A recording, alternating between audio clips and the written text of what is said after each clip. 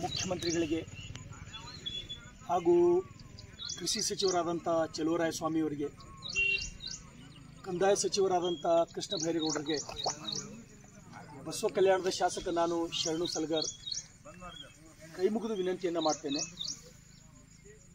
ಇವತ್ತು ಬಸವ ಕಲ್ಯಾಣ ವಿಧಾನಸಭಾ ಮತಕ್ಷೇತ್ರದಲ್ಲಿ ಸುಮಾರು 1,25,000 ಹೆಕ್ಟೇರ್ನಲ್ಲಿ ಬೆಳೆಗಳ ಬಿತ್ತನೆಯಾಗಿತ್ತು. ಈ ಧಾರಾಕಾರದ ಮಳೆಯಿಂದ ಇವತ್ತು ಸುಮಾರು ಒಂದು 10ರಿಂದ 15,000 ಹೆಕ್ಟೇರ್ ತೊಗರಿ ಹಾಗೂ ಒಂದು 12ರಿಂದ 15,000 ಹೆಕ್ಟೇರ್ ಸೋಯಾಬೀನ್, ಒಂದು 5,000 ಹೆಕ್ಟೇರ್ ಉದ್ದು, ಒಂದು 7ರಿಂದ 8,000 ಹೆಕ್ಟೇರ್ ಹೆಸರು ಸಂಪೂರ್ಣ ಬೆಳೆ ಹಾಳಾಗಿ ಹೋಗಿದೆ. ಇವತ್ತು ಬೆಳಗ್ಗೆಯಿಂದ ಪ್ರತಿಯೊಂದು ಹೊಲಗದ್ದೆಗಳಿಗೆ ಹೋಗಿ ಇವತ್ತು ತೊಗರಿ ಆಗಿರ್ಬೋದು, ಕಬ್ಬಾಗಿರ್ಬೋದು, ನೀರಿನಲ್ಲಿ ಇರ್ತಕ್ಕಂಥದ್ದು ನಾನು ಲೈವ್ ಮುಖಾಂತರ ಈಗಾಗಲೇ ಬಂದು ಮಾತನಾಡಿದ್ದೇನೆ.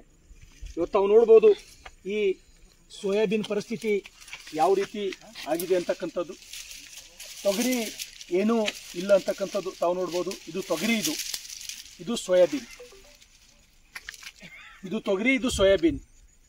ಹಾಗಾಗಿ ಸುಮಾರು 50,000 ಹೆಕ್ಟೇರ್ನಷ್ಟು ಉದ್ದು, ಹೆಸರು, ತೊಗರಿ, ಸೋಯಾಬೀನ್ ಸಂಪೂರ್ಣವಾಗಿ ಹಾಳಾಗಿರ್ತಕ್ಕಂಥದ್ದು ತಮಗೆ ತೋರಿಸ್ತಕ್ಕಂಥ ಪ್ರಯತ್ನ ನಾನು ಮಾಡಿದ್ದೇನೆ.